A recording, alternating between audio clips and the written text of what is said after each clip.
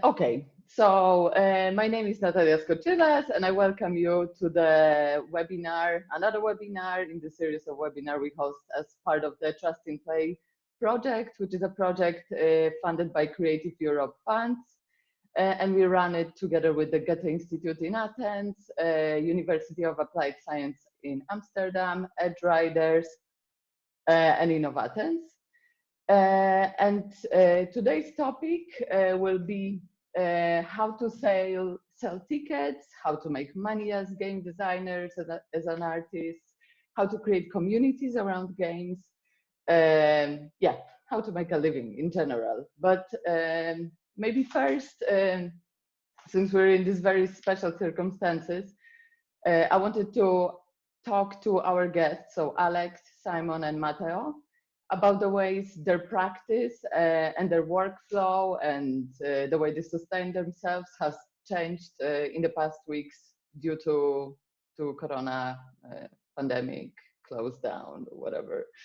So if you could tell us a little bit how you're surviving, how you're working, how you're maybe not working, keeping yourself creative, trying to find a strategy, you know, for the future, how you're adapting, that would be great.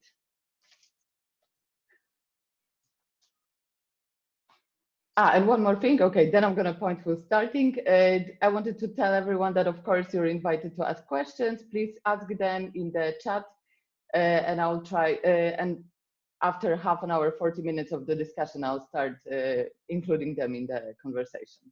So Alex, how about you? Hi everyone, my name is Alex. I run a community and professional theatre-led entertainment and arts venue in the UK. We are based just outside of London, and so most of our work here, most of my practice is about working with an established community of people who live nearby. We've now been in lockdown for 2.5 weeks. We made a decision quite early, around the time that the government decided to finally start telling people that it might be a good idea. We shut down and cancelled all of our stuff for the next 2 months. So a lot of what I'm doing at the moment is waiting to find out what's going on with government grants, what's going on with national funders, local funders, things like that, and trying to keep our small team of people on board, motivated, interested, and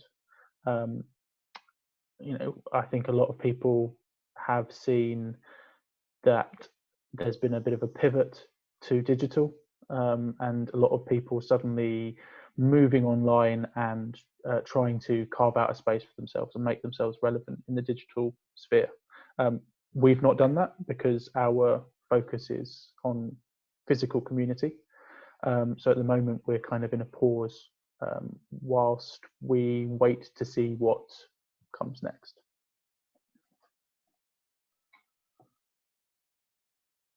Have you already had a chance to experiment with something? Did you try some new formats or, I don't know, ways to create events that would be possible right now?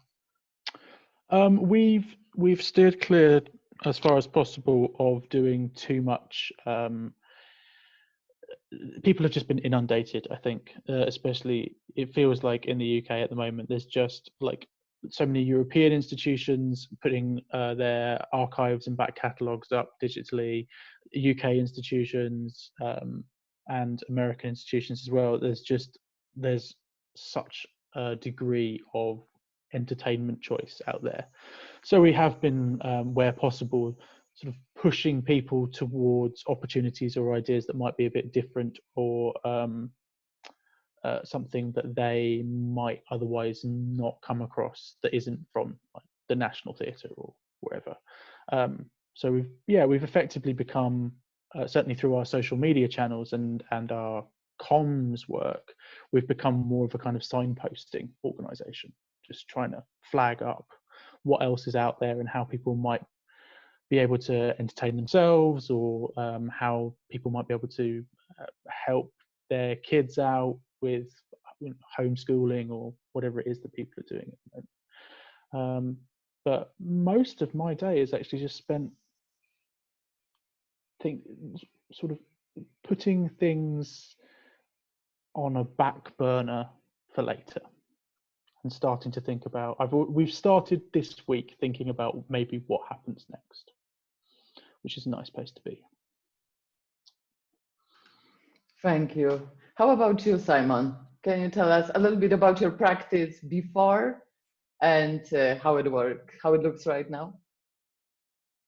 Hi everyone. So my practice, I run a company called Free Ice Cream. We're we kind of straddle the UK and Germany. So I'm based here in Berlin, and my business partner is based in London. So we have been picking up bits of work for NGOs, small and large, and community groups, and using games and play and different methods that give people agency to engage with complex ideas in some way. And so, but most of the stuff we do ends up really pushing people back towards actually just being in the same space as one another and talking, and trying to create like better tools for doing that, more interesting ways of doing that. So that does bring significant problems with the current situation. So there's been like a large amount, I'd say like maybe 50% or more of the projects that we've been working on have now been pushed back by at least a year. And other projects we're still waiting to hear. I mean, in some ways, because we straddle that spectrum, a lot of our work is digital anyway, and we're hoping that the digital work will continue. But everybody's in such uproar at the moment that even the purely digital projects, we're still waiting to find out what's going to happen with those. I think in my kind of longer term history, I've done a lot more stuff that was like B2C, like trying to sell things directly to people. And so the new company for ice cream is really about working with partner organizations, working with NGOs, working with universities, companies. There's quite a broad spectrum of people we can work with. All of that stuff is now slowed. All of that stuff is now uncertain in some way. So we are looking again at doing more, focusing more on our digital offering, and while we're waiting again for a series of projects which I think are already on hold, we're doing more self-generated stuff, which is actually in our business plan for this year. It said do more self-generated work anyway, so it's kind of good. So some reason to do it is, or some ability to do it is nice. And I'm saying, like in the deep past, I used to run giant real-world games, which were all about selling tickets directly to people and building communities around that. So in some ways, looking to lessons from my own past for ways to move forward. That's kind of where we're at.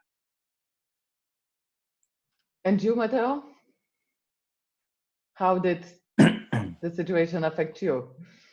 So I'm in New York, which is pretty intense in the last days. Like we are seeing less people in the street. But also I'm exposed to Italy, so like I'm like really advanced on the kind of like self-containment and like social distancing. Actually, I have to say that my practice in the last year is not being a lot about creating new projects, but is more focusing on like project management and teaching. So it didn't change that much, because like project management, I'm like with you, Natalia, and all the others, I'm involved in Trust in Play, so, and in the nomadic branch. So basically we're already in this environment, because like everybody spread around the world. So we are trying to do a normal like creative process with all the complexity that there are like on being like not in the same place. So this for us, I think, is gonna be like intense, because the topic is like about public space and like interacting with people. But in terms of like framework, we were already like experimenting with that. In terms of like teaching, right now is not like that hard. We'll just move like our things in online. and we are like proceeding with that. So I feel that I'm in a really privileged position because basically I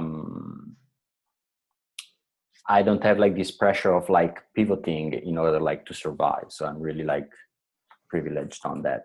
But in general, I feel a lot like both Simon and Alex said. First, I'm like thinking a lot about things that I learned in the past, and also I'm feeling like I need to pause and like to stay in this space of like reflection and not like moving too fast or like pivot to just to find a solution or experiment like every week. And I don't know, is like something that it was like I was already in this space, or like is more like this like something that is suggesting me to do that because like it's more. If we reflect more, we will probably come up with solutions that are maybe more, I don't know, long-term, sustainable, whatever. So yeah, I'm in this space now. Yeah, and actually talking about financial survival, I don't know what your situation right now, Simon and Alex, but are you struggling right now, or do you need to find ways to support yourselves or not? If yes, then how? If not, have you heard of some good examples or read some good examples of how people do it right now?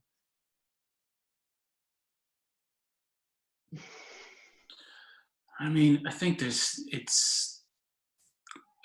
everything's been moving very quickly, but actually not that much time has passed.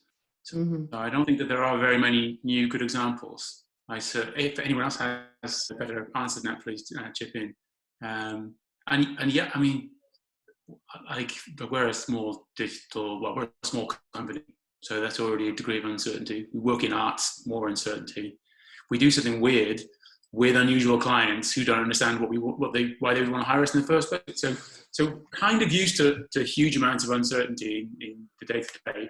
And I think as anybody who's ever like worked in I wouldn't call us an agency, but anybody like that kind of model where you have projects that you work with clients with, and the kind of the turnover of those is generally very quick, and the kind of financial forecasting is generally quite short term. I think most of my friends who run agencies tend to think that like 3 months into the future, their accounts go red.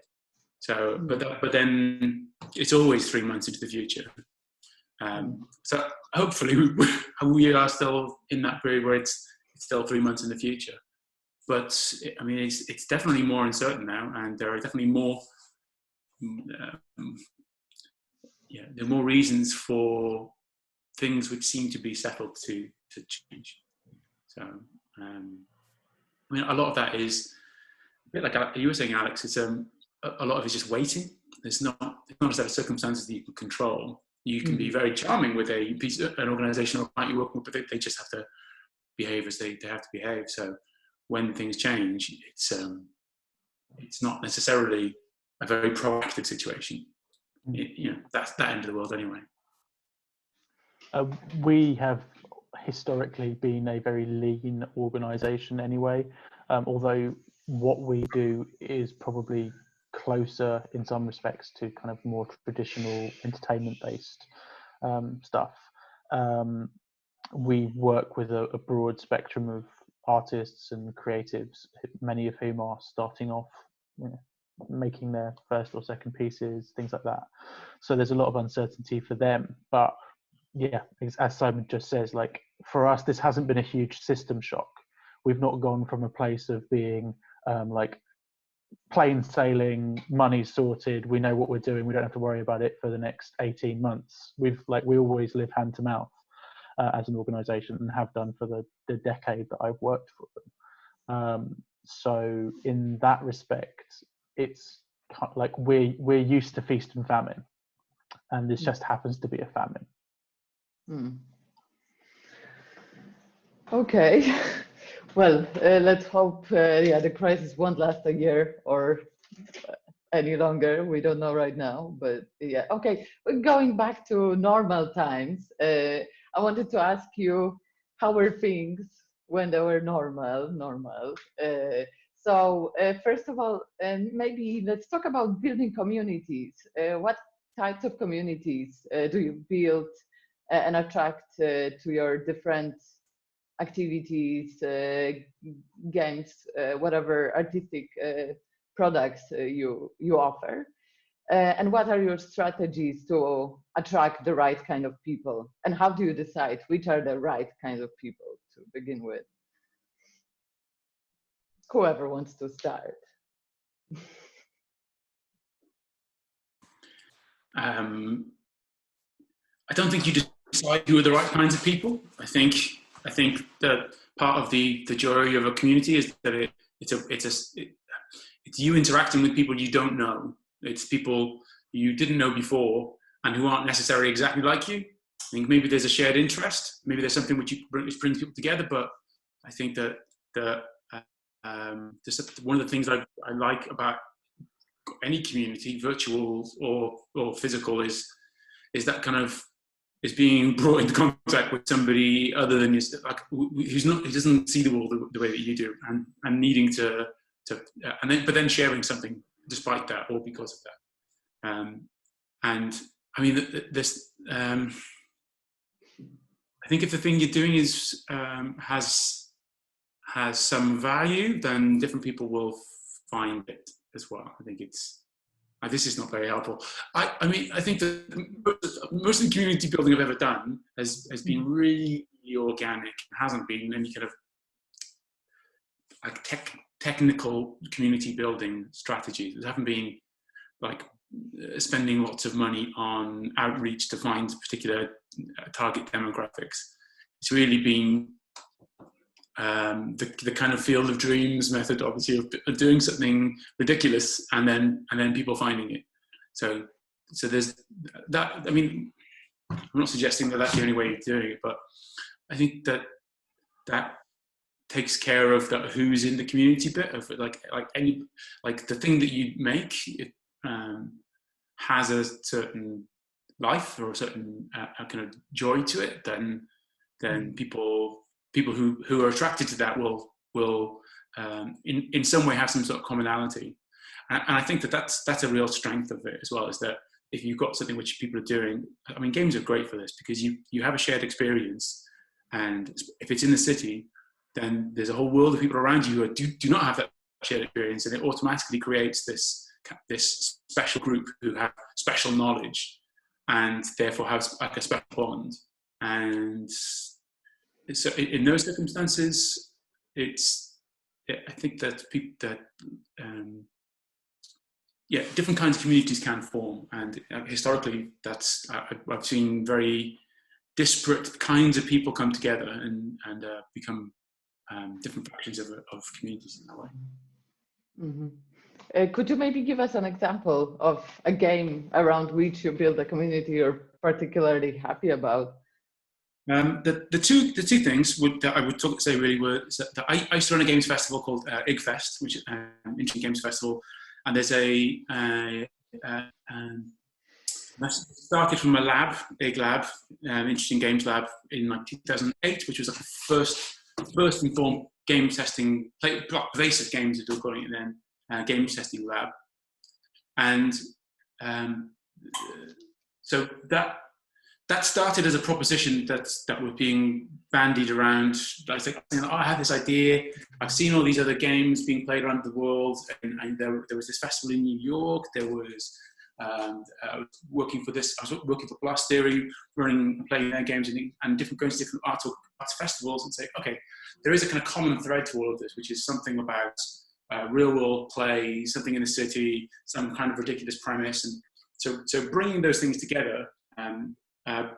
Brought together, and then making some kind of public offering for that, brought together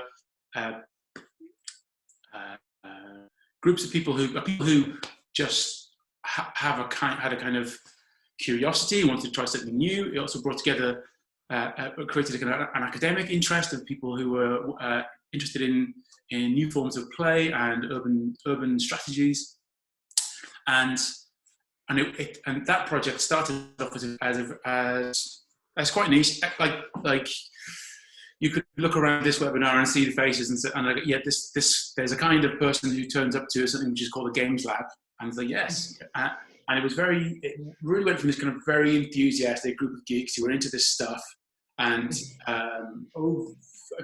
then it very quickly grew to the point where we would always charge tickets for IGLabs from about maybe like the 4th or the 5th lab or something. But it was like super small amount of money. It was like, you know, $5 or something.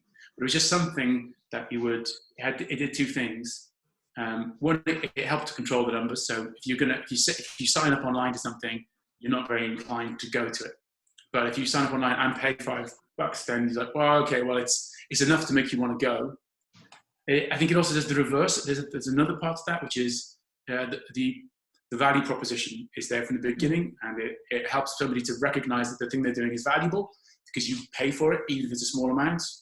So that, I think, changed significantly this very early scene into something which was much more like an entertainment product, which you're like, oh, I'm going to be entertained, and the entertainment is this kind of seat to your pants world of new games creation. And then that grew into the festival, and that scene that people came along with, and then the festival grew into the zombie game, of which we eventually sold like 60,000 tickets. But it was a kind of linear progression through all of that. That really started with trying to get like a value proposition right at the beginning, and then actually we tried very hard to look at, like, I mean, with the festival there was so much that you do. There'd be all kinds of different types of games, different types of offerings, different types of social relations. I really tried hard to track the stuff that fell into that kind of Venn diagram of stuff that we thought was really interesting and stuff that people actually want to turn up to, and that seemed to work. And you know, so by the time it came to the hobby game, that had a whole other world of communities that were because it was like a national event. We would tour to 14 cities, and that people would travel between cities to go to different games. And then you'd have this kind of shared experience out in the city, being terrified, full of adrenaline, and then have these really strong bonding experiences. And then you'd end up people having these little communities. They go and stay with each other. People got married. People propose. Like, I had part of the game so they could propose to each other within there. We ran. There was a whole group from Scotland who set up their own independent community of people who wanted to perform in horror experiences, which they then went on to provide like horror extras for movies. And so there's this kind of all these little fragments of community which would pop up. And but I think like tailoring to those or working with those is a very different proposition to starting them. I think the question is about starting them. Yeah, and Alex, so you work with a very specific community, and as you were preparing the game festival this winter, which probably got cancelled mostly. For example, how did you decide what kind of community, which kind of community members would you attract to which kind of events, or rather, how would you program the event so that you can have diverse audiences coming? Yeah. Well, most of our festival went ahead because it was so early in the year. It was back in January, so it was before any of this was really anywhere known. Just following on from Simon's point, because it came to mind immediately. There's something that I've heard us say within the Edge Riders community before, which is also that, especially when it comes to events, that the right people are the people who turn up. But just by turning up, you become one of the right people. And I've also seen creatives and sort of experience making people who have, who tear their hair out. We had 2,000 people turn up to our thing, but they weren't the right people. Like, you had 2,000 people to make something for them. They're now part of your community and they're with you. In terms of what we did with gameplay, So we work with a geographically focused community, but we are 40 miles, 60 kilometers from the centre of London. We are a ethnically diverse. We are socio and economically diverse. So when I talk about Bedford, and I never talk about the community of Bedford as if it's sort of homogenous. It's always the communities of Bedford. And with gameplay, what we were trying to do and what we're still trying to do is to reach an audience that we engage at other times in our program, but don't necessarily hold on to. So for us, gameplay is a festival specifically aimed at trying to attract sort of 12 to 16-year-olds at the point that we call like emerging cultural consumers, or basically young people who are starting to make their own decisions about what they want to do, but are still reliant on their parents for money, transport, permission, whatever. So a lot of what we do with our sort of more theatrical or music or entertainment based stuff is around understanding who the decision maker is in the target audience that we're trying to reach. By and large, just looking purely at our ticket sales data for the last couple of years, I can tell you that the decision makers in our families are women aged 35 to 40 or retired women aged 55 to 65. I just know that. That's what the data tells us, that they book tickets and they make the purchasing decisions for our types of work that we do 3 times out of 4. So with gameplay, what we were trying to do and what we're continuing to do is partly to reach them, but also to provide like a stimulus or something that's going to lodge in the minds of dad as well as mum, who's going to look at that and think, this is an opportunity. Oh, this is something I'm interested in as well. This is not to say that obviously mums aren't gamers as well. They are. But to try and find those moments in our marketing or in like the stuff that we're putting out into the world to encourage people to get involved, that spoke to the younger people directly, and that perhaps tried to lodge in the minds of the people who don't normally make the decisions about what was going to happen. Yeah, that's mostly what we focused on with gameplay. Outside of that, and in the sort of the rest of the work that we do,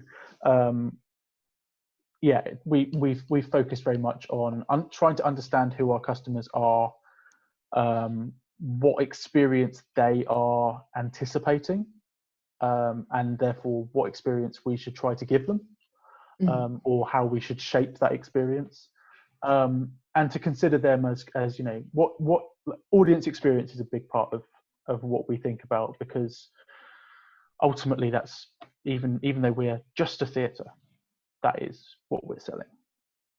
Can you maybe give an example as well? Maybe from the game festival, maybe from the last year's programming, something that worked out really, really well by accident or by intention, and attracted interesting new people. Yeah, let's have a think. So with I'm just trying to contextualize it and think of an example. We ran, as part of gameplay, we ran a single day where we had a few like workshops and masterclasses on various elements of game design, and we ran that on the Friday night alongside other opportunities. Classic board games, there was remote controlled cars, there was theatrical game experiences taking place in other rooms that people could move in and out of as well. someone had made a story about loss and about dementia, but played like kind of like a tarot card game, which was beautiful as well. And so when we started off the idea, it was kind of like, well, we're going to have these as segmented experiences, and people will buy for this and then they'll buy for that. And as we got closer to the date, that didn't feel right, didn't seem right. So we eventually on the day just decided, okay, anyone who's bought tickets for anything, we're just going to encourage them to go and experience things, and to get involved, and to enjoy things that they perhaps didn't think that they would be interested in, but because they were in the venue, and all the other things that were happening within the Gameplay Festival were going on alongside it, it meant that we as an organization, but actually we as individual human beings who work here, and who care about the festival, were able to start conversations with members of the public and say, hey, you should go upstairs and you should go and do this thing that you hadn't thought about, that maybe wasn't on your radar, but just by turning up to the wider event, we believe that you will also get some value from going and experiencing the unbuilt room or taking part in one of these other things. So the feedback we got from that, from people who came along, who were like, oh, we were just going to pop in for an hour and play a board game, but then we stayed and you encouraged us to go into this theatrical experience and play this other game. And then while we were there, we thought we'd play some retro computer games. And before we know it, we've been with you for 4.5 hours. And that was lovely for us to hear, because we're newly starting up, and ultimately we're trying to build that kind of personal relationship with as many of our customers as we can, as many of our audiences as we can. That's also a good way to avoid people from, avoid the situation where, your customers are unhappy. At least they have a choice. So if they didn't make the right choice in the beginning, they can experience something great.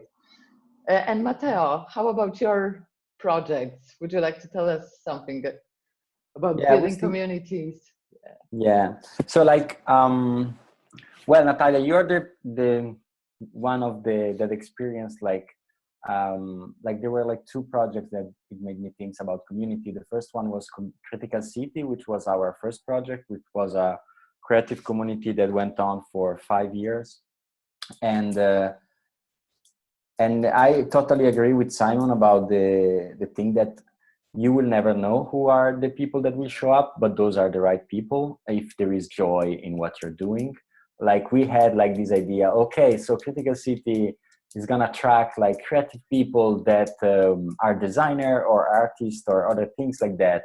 But instead, our best player was a retired teacher from Central Italy, art retired teacher from Central Italy, which was 67 years old. And she was just blowing everybody minds away. So, and we had the cool thing was our offering, our gift was something that was there and was clear. And because the gift or the value proposition, in marketing term, was super clear, everybody that was interested was able to jump in and take the opportunity to do whatever they wanted with that. So our community and we were thinking, oh, we are designing a game. Critical City is a game. But at the end, it was a community. So it was also from a business point of view, if you look at the hours that we spend on creating engagement for the community, was way more higher than the hours that we spend in the game design. So it was definitely a community in that sense, and was a community of misfits, I would say, creative people that were not traditionally engaged with creativity. So yeah, that was really a big discover. And the other thing that... Wait just a second before you move to the next community. I just want to ask, what kept you running for 5 years? We were applying for a lot of grants. constantly. The first year and a half we won, and we started because of this grant that was huge. Then we thought, oh, maybe this is a way to activate like local communities. So we started applying for like smaller grants all around Italy. And then there was like one very, very tiring year where basically we were not able to sustain ourselves. So we were doing marketing, like business work, and we were giving our free time to that. And the last year we say to our community, guys, we are not able to do that anymore. Do you want to help? And basically we trained 30 people all around Italy to run the game by themselves. So basically there was like this crew of like ex-player, like player that was really like, they were really like engaged and with us, like they spent 3 years with us. And they basically created a new Critical City was working with season. So they created a new season by themselves, and they ran the game by themselves for 1 year, basically. But the thing was that in terms of community, I don't know, for me, like they look like you need energy to sustain community, and you have to put energy in order to everybody to have energy. And you need also like fresh energy from outside. So one thing that happened was like in Italy we have like this say that is like the cloth was short. So basically if you are like freezing and the cloth is short, you're like covering your head, but then your feet are outside. So like in the last season was like that. So the player were on this side of the organization, so they were not giving energy to the community, not doing stuff. So the cloth was short, so they were like putting all their energy to run the game, but we didn't have new player coming in. So it was really hard to have like the community going. So they were really frustrated. So we decided like, okay, this was good. Let's close this community.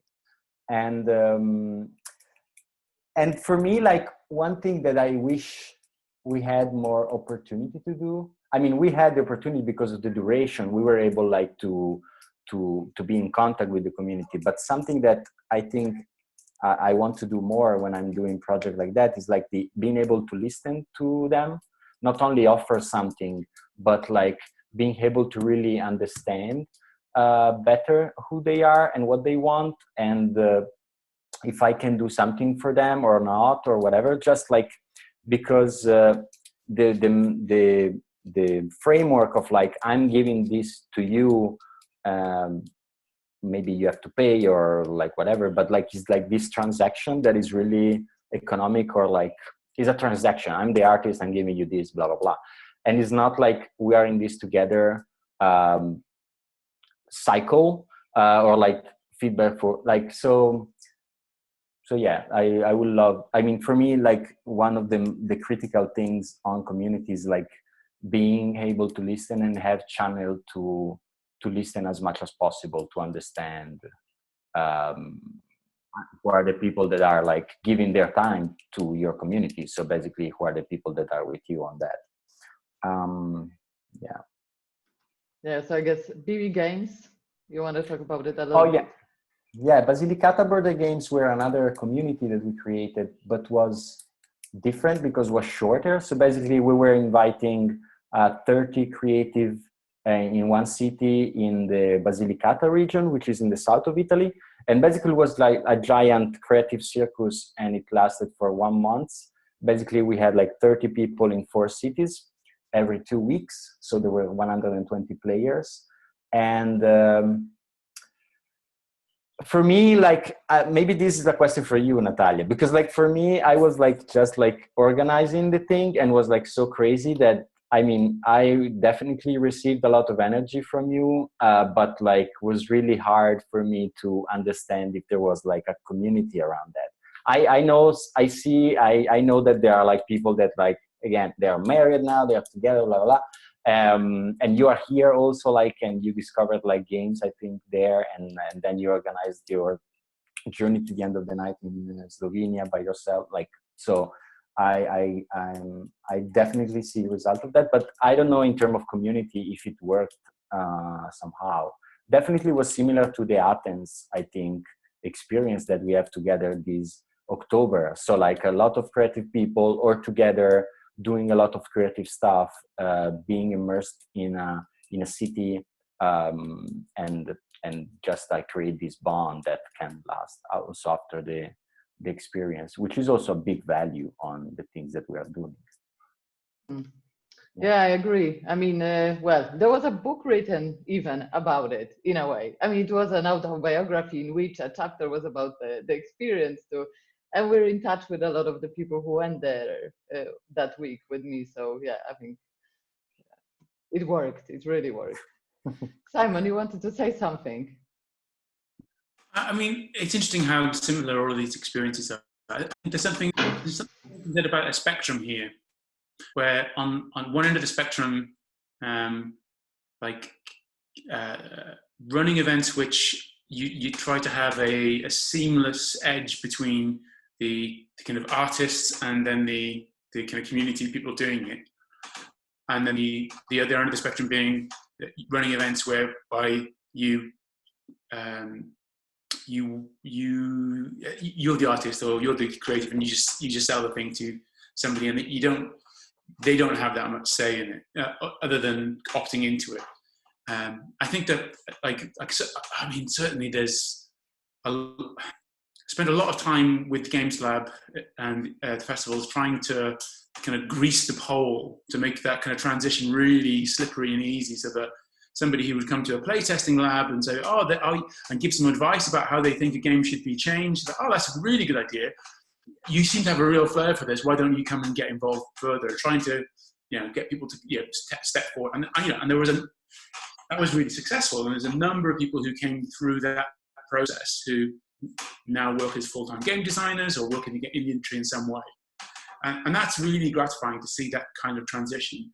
But I think there's something about scale as well, because I guess the scale of your organization is part of that as well. But it's only really possible to do that with that's a lot of contact. That's a lot of energy to put into the community to try and help people to do that. And that's appropriate for some instances. So Games Lab was doing that. And by the time we got to the zombie game, where we were selling tickets for, it's like up to like $60 a ticket, selling 2,000 tickets per city, and like there's no way you can. I mean, the whole value proposition has changed at that point. So if somebody is buying into something, they're paying good money for it, and they want an experience, and they want it to be delivered to them, and they don't want the touchy-feely end of like, hey, how would you like it to be? Actually, it's just this. They just want this thing to come through, and actually that's got real value as well. And having an experience designing something which feels cohesive, that is going to have people, that's a really safe space for people. And there's all kinds of other kinds of community which can come out of having that safe space, and that kind of larger scale. I mean, that somebody was asking here about how do you reach people in the chat there. And I mean, that was very straightforward marketing, right? And PR.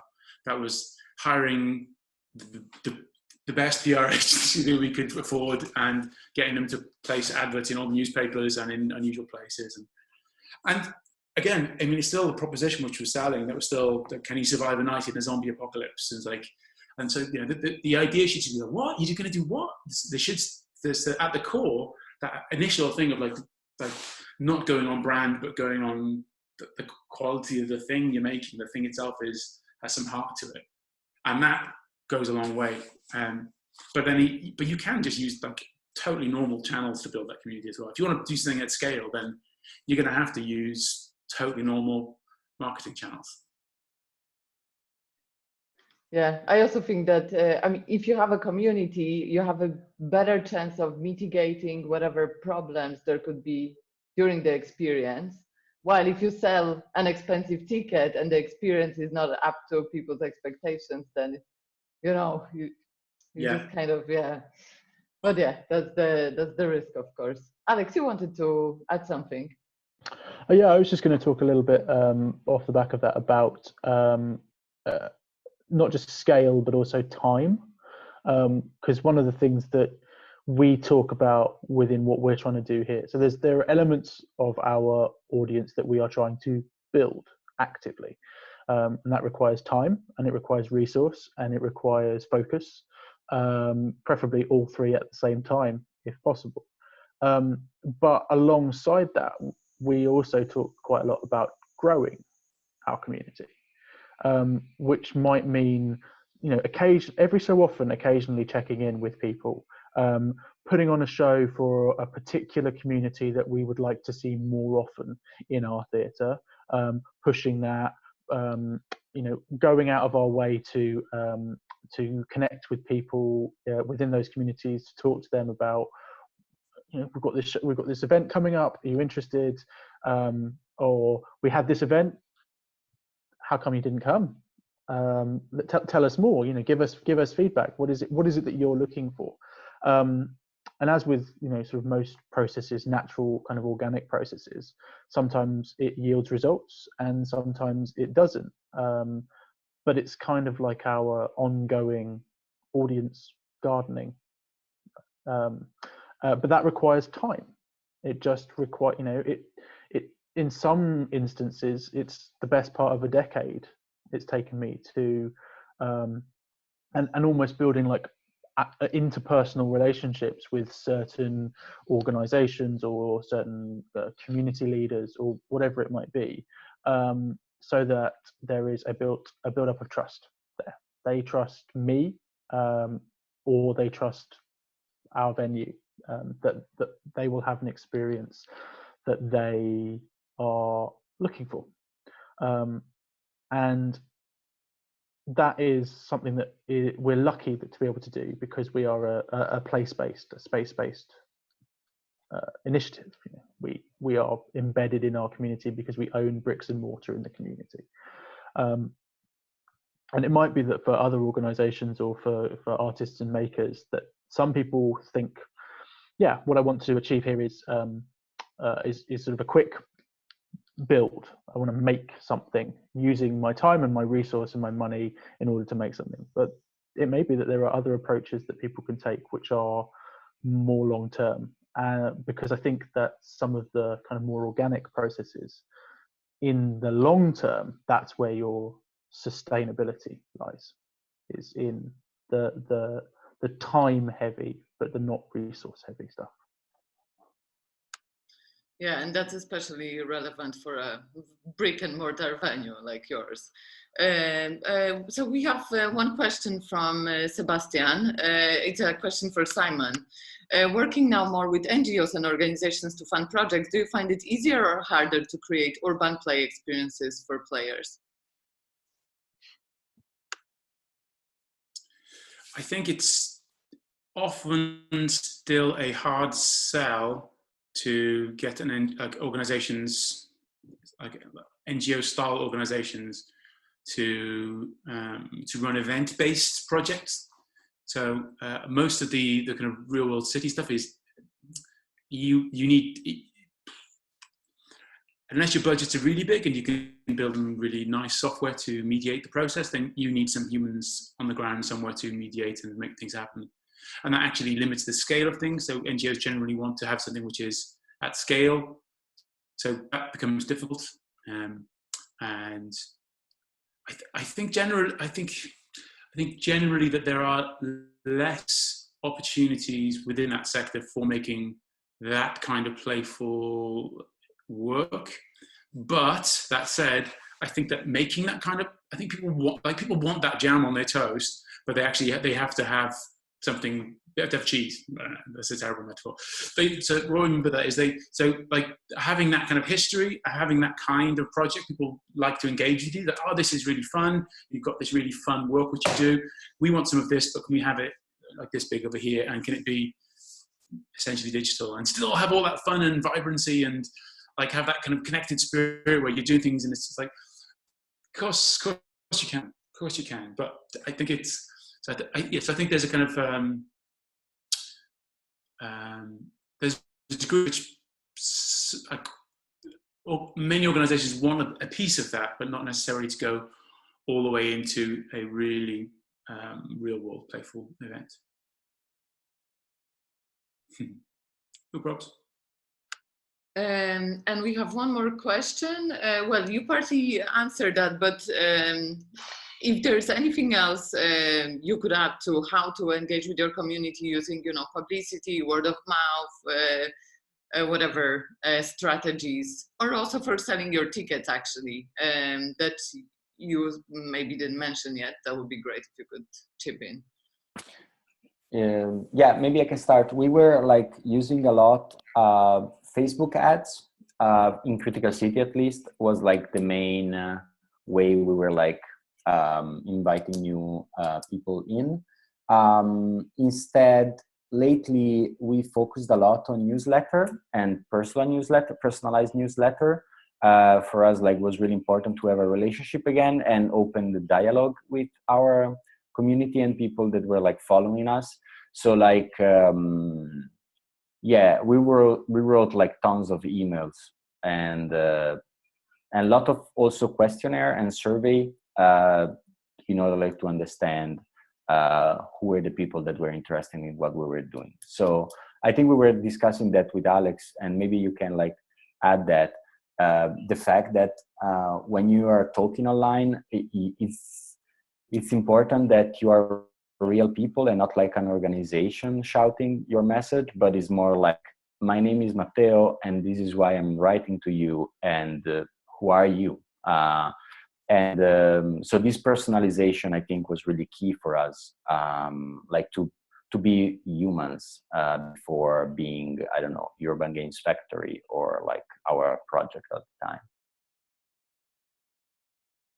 Yeah, I think following on from that, like there's also, it's understanding when is the right time to adopt your corporate image and when is the right time to be the human. There are certain elements of the process that really benefit from being kind of slightly impersonal and computerized, especially if you're selling things.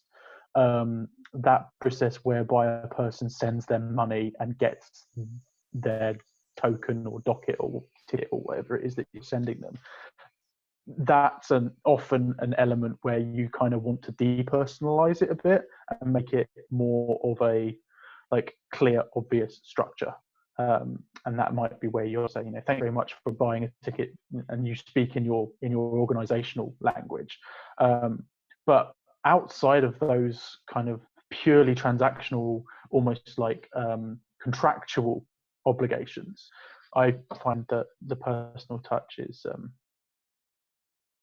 always the best one to do if you've got the time. One of the things that we like to try and do wherever possible is something called audience personas, where you sort of work with stereotypes to a certain degree, but you start to imagine who you think you would like to be there, and you consider them as fully rounded human beings. What are their other interests other than buying a ticket to your game? What else are they doing there? Where do they spend their money? Where do they go? Where do they shop? What kinds of organizations or initiatives do they engage with? Do they watch mainstream television, or are they, do they watch stuff on YouTube? Like, as makers quite often who you expect to see sat in the room. And so you can extrapolate from that data and start to create a persona. And then with that, it becomes almost a performative action in itself. You put on the hat of that person and you say, how would I like to be communicated with if these are the parameters by which I operate my life? It's a bit woolly. It's not a science, but it really helps us think about tone. And in terms of just a pure marketing thing, it helps us think about like visual identity. And I know Matteo's done a load of stuff around, which he did in Athens, about like all of the different ways that they communicated about a single project to different groups of people using different images. Each one tailored to a particular interest group. Yeah, that's a really great basis for us to do that kind of work, is just to say, who are these people, and let's start to imagine them as real characters. Even if they're not real people, they are at least real characters.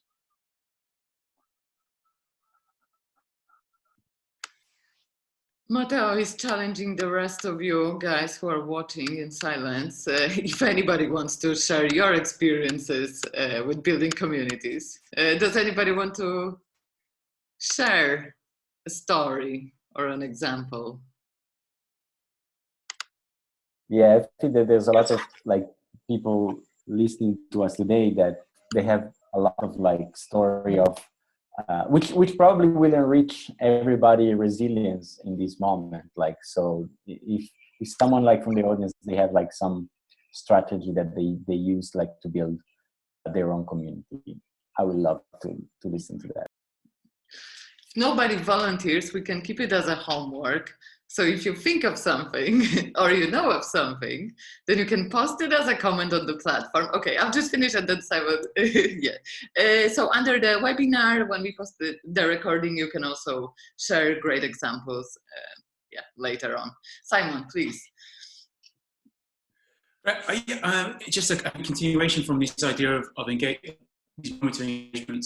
I talked a little bit earlier on about starting communities and actually engaging with your community once it's formed is very different. So at Slingshot, my previous company, when we were running these kind of large-scale games, we did a lot of very similar exercises to you, actually, Alex, like trying to understand who were buying the tickets, but also we had some data because they were buying things from us. So we did a whole bunch of analysis, and so we got to understand to relatively good, to a functional degree, who was buying the tickets and what kind of. I think the thing was useful for us was like, what choices were they making? It's like, okay, am I going to buy a ticket to this game, or am I going to buy a ticket to this other thing? And what's the other thing that they might be doing?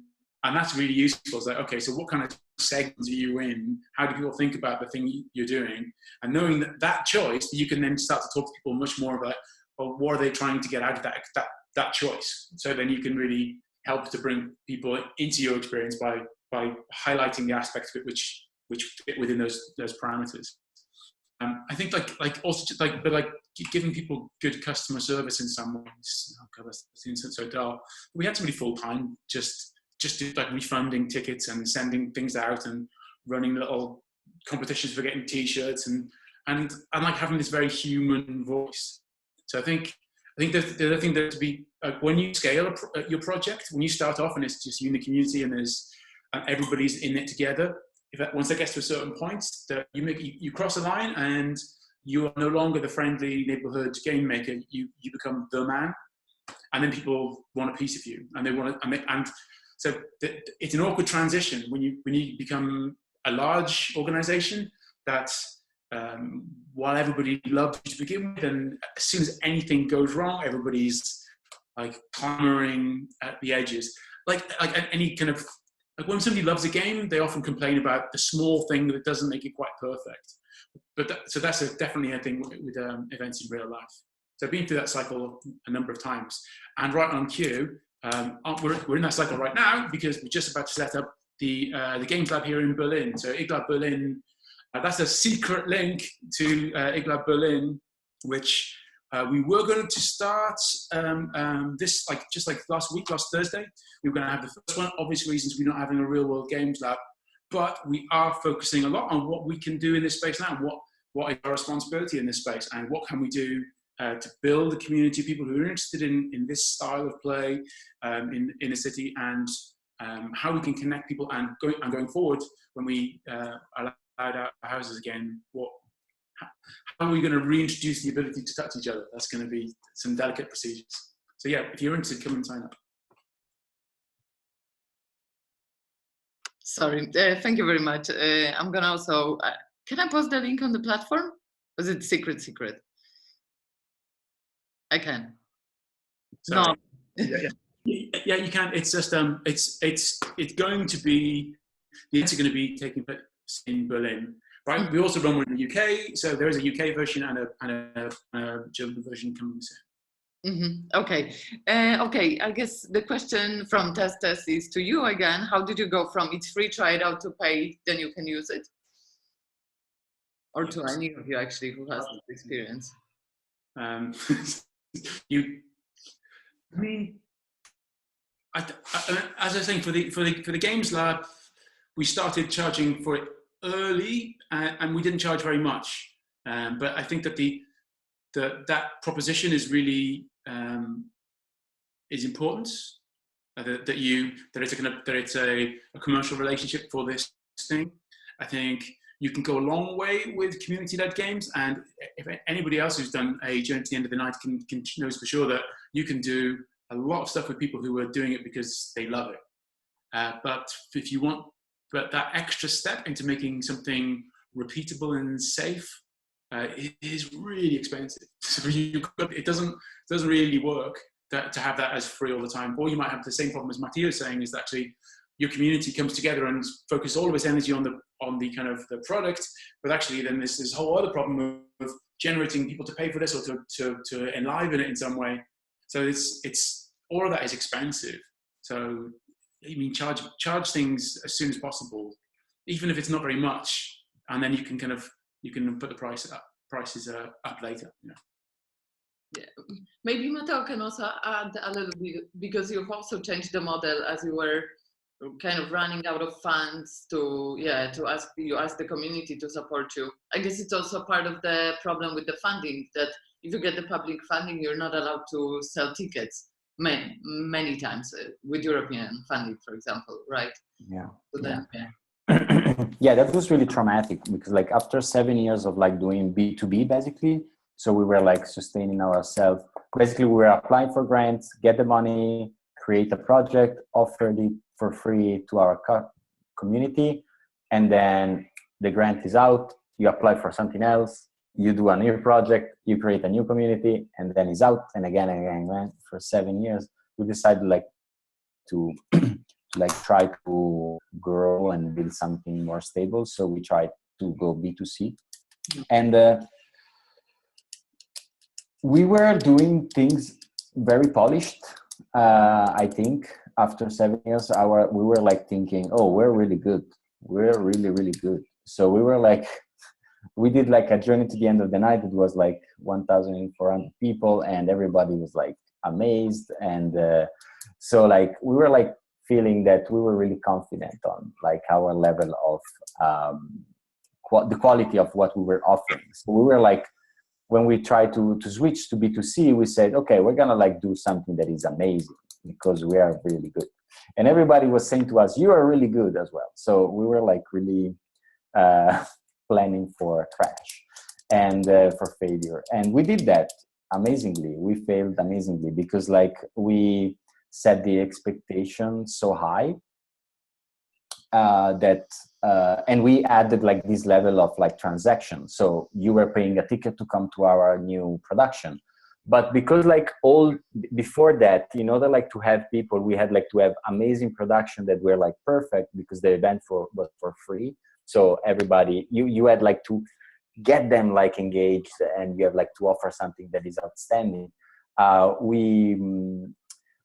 We did the same, but then the product was like the show was not outstanding at all, because like there was like this, as Simon said, this mixed like new change of framework of our like the people that were like playing. It was like, I'm paying for this, and it was like the first time that we were like offering something that people were playing. So it was like there was like a tricky things there, and I think like setting the expectation too high was our bigger mistake, because like we were like promising something that was not the reality of what we were giving them, and this was like a big issue. Yeah. So going back to the question, it's free, try it out, or like pay so you can use it, or like buy a ticket is not free anymore. I don't have an answer yet. Definitely, I like the project that we did after that, after like Codice Indaco, which was like 2016, our like big failure, but also like a success, because like we sold like 800 tickets in 4 hours. It was like, you should add a level, like as Simon said, like something you pay some maybe small, but like you commit to coming because you pay like something small. So like this thing is different now, and we are learning what that means from a player perspective to pay something. But yeah, I don't know if I answered, sorry. Yeah. There's a slight nuance to that as well, is that because things like the zombie game, we kind of split the audience there as well. So there was a situation there where there was two offerings within that game. One was to try and survive the night as a kind of survivor, and the other was to be a zombie. And if you wanted to be a zombie, that was free. So you were still part of the community, and the game worked. Like, it's very much like Journey to the End of the Night, but instead of build-up tag, it's control. We have standard population, and we know where everyone is. So it took something of that model and then made it safer and gave it much more theatre and story. But having that kind of double community, in part comes from the history of the fact that we started entirely as a community-based group of people making stuff from Games Labs and expanding out, and then the festival. All that felt very kind of hands-on and very kind of flat structure. And then going from that to the commercial model, we took part of that with us and then had this kind of commercial layer. So we made the money by selling tickets, and but then we maintained this kind of core community of people who got involved because they loved it.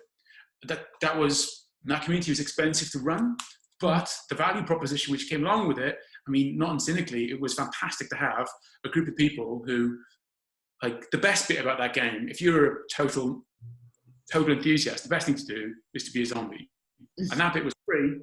So the people felt really loved and respected for that, because that's the bit they wanted to do. And they were giving this kind of all this value to all the other players. And we looked after them really well. And we had this whole system for ranking and scaling people. And so, and if you wanted to be one of the zombies, in order to do that, we ran a training camp. So you'd have to pass, you go to zombie school, and you have to get your training certificate that said that you've got this year's certificate for being in zombie school. All kinds of tracking for people through that, for how they behave, what kind of performance characteristics, how they behave, but also within them, there's all these kind of other crazy communities formed within that little group as well. So now you've got two communities which are running in very different ways, but they really, it felt like they really integrated nicely and really kind of made a virtuous situation. So potentially you can find some of this kind of mixed solution where there are some people who have helped you along the way in developing the thing you're doing. Maybe they can have some special role within the project as it goes on, which respects the fact that they've actually been important to the development of the thing you're doing, but actually doesn't change the fact that the thing needs to grow, which means you need to make money, which means you need to sell things. So you can do that. Disclaimer: it's expensive and difficult, but it can be really rewarding. Thank you. Okay.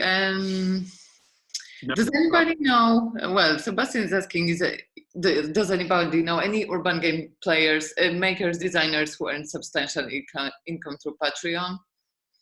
Does anybody know? I know Will has got a Patreon account. I don't know whether he makes any money through it. You can ask Will. Will Drew, right? Okay. Yeah, I think it's interesting, but to think about Patreon a little, and maybe the concept that it's behind that, which is whatever. Patreon, like, you can explore the community that is around that, but basically there is this concept that is called the long tail, which is this theory that if you have that, you can have I don't know, something that is really popular and is in this top of the diagram, but then also you can have something that is not that popular that I don't know, 100 people are passionate about and people are super happy to pay for it. So one of the, I think was the founder of Wired that wrote an article about the long tail. And basically he said that if you want to sustain yourself, start build your community immediately, because you don't need a lot of people. You just need 1,000 people. They are passionate about you and they are willing to give you $100 a year. So like basically you can make like, you can sustain yourself in this way. Like if you have a community around you that is passionate about what you're doing, and you're able like to listen to them and like create something for them that is like, there is a value. So this is also another like, I think, especially in this time of like where resilience is really important, and you need to like change yourself and like offer something that is different, like to, and we have like to help each other and etc. I think like thinking about how to build your own community that is not like a giant community and you don't know them, but it's like, I don't know, 200 people that you know them, and you're like cross helping each other, and they're passionate about what you're doing, is something, is a thing that it's important to start immediately, just like, right. And I think everybody has this community already around us, because like if you just write a message on Facebook and like ask, hey, someone is interested on something that I'm doing, you're gonna have for sure like at least 50 people showing up and say, yeah, what's up, what are you doing? So yeah, I don't know, like one suggestion that I feel like to suggest in this moment is like, look around. We are surrounded by beautiful people, and we can help each other a lot. Yeah, that's a good note to finish on. Maybe one last tiny question. If anybody knows if festivals are a good way to make money? No. Okay, so we have a consensus here, it seems. Unless we have a proof otherwise. If you own the alcohol licensing part of the festival that you are running, then it's a fantastic way to make money, assuming that the thing that you're doing allows alcohol consumption to take part. But if you want to just make money off of the thing that you're doing in the middle of it, absolutely not. That's why you always need parties. So remember, parties and alcohol. Okay. Simon, you have to unmute yourself. I'll just say, we used to, this kind of like large scale zombie game we used to run with a bar at the end of it. So about 90 minutes in the game, an average game would have like 600 people in it. And we take over a warehouse, and we make a kind of party in the warehouse at the end. But that's really difficult. And that's a whole other business model to add on to the ability to run the kind of game in the first place. And actually a party that has 600 people who have this one thing in common. I mean, what music are you going to play? No one's got the same music tastes, and what kind of, actually creating the atmosphere that is right for that is very difficult, and getting the timings right, so the scale of the place is good, so that somebody can come in and at the beginning and at the end, and it still feels good. Yeah, so, I mean, I wouldn't go to it straight away. I mean, in terms of like music festivals, I don't know. I've always thought that what makes real world games special is the fact that you're playing and everyone else isn't. And at a festival, everyone's playing, and it's less special to begin with. And also, I think that it's not safe. Everyone's off their heads. It's not. Like if you want to do something once, you can take risks. If you want to do something repeatedly, that's not a safe environment. No one, you can't know that people aren't going to turn up to your events like super high, and then who knows what kind of unknown behavior comes out of that. Yeah. So yeah, don't have a bar at the beginning of your game. Don't do that. It's bad. Cool. Okay. Thank you very much. It was a great discussion, and I hope that everyone learned a little bit of something new. So if there's anything later you would like to ask whatever, please go to Trust in Play platform and ask your questions there. Otherwise, I wish you a great evening, everyone, or day, whatever part of the day it is. And yeah, stay safe, stay healthy, and we hear each other soon. Thank you, Natalia. Thank you, everyone. Have a good day. Bye, everyone. Bye.